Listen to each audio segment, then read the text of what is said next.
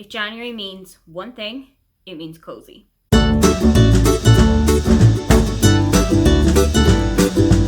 Hi, welcome, come on in. My name is Aoife and today I am taking the January book tag. This tag was created not this January but in January of 2020 by Emma, who runs Book Break, the YouTube channel run by Pan Macmillan, a publisher in the UK. It has loads of questions about like what January means to you, taking a look back at some of the books that you've read last year, taking a look forward at some of the books that you want to read this year. It is such a lovely tag to kind of mark the first month of a new year, especially after the year that we have just had.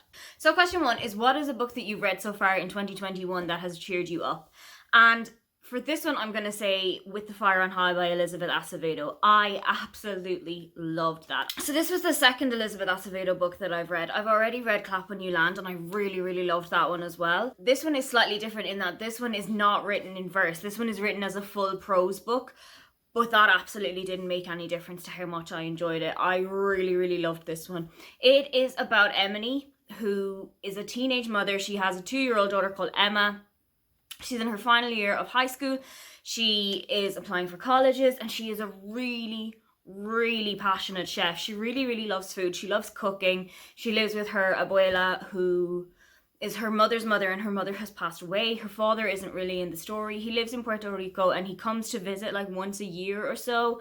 I really loved this story of the importance of food in Emily's life and how caring she is for her daughter and how she wants to improve her life so that she can give her daughter a better chance. It was something that I really loved reading and I would absolutely recommend it to everybody. The next question is to recommend a book that is set in winter. And for this I'm going to recommend 2 books by the same author, and that author is Isabelle Broom. I absolutely love her stuff. So you have got A Year and a Day, which is set in the city of Prague, the capital of the Czech Republic.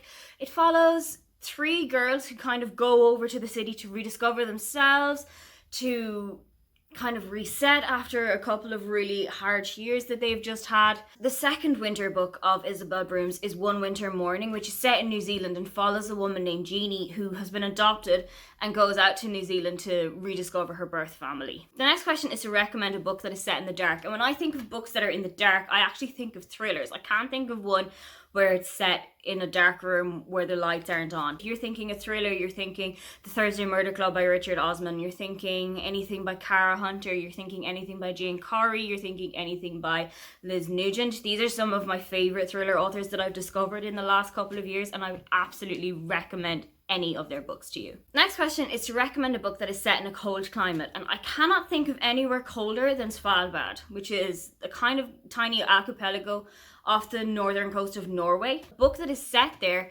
is The One Memory of Flora Banks by Emily Barr, which features Flora Banks, who has kind of amnesia, and she is kissed by a boy that is in her school and starts to suddenly remember things. So she goes to Svalbard kind of on a journey of self-discovery and rediscovery and trying to figure out what does that mean for her.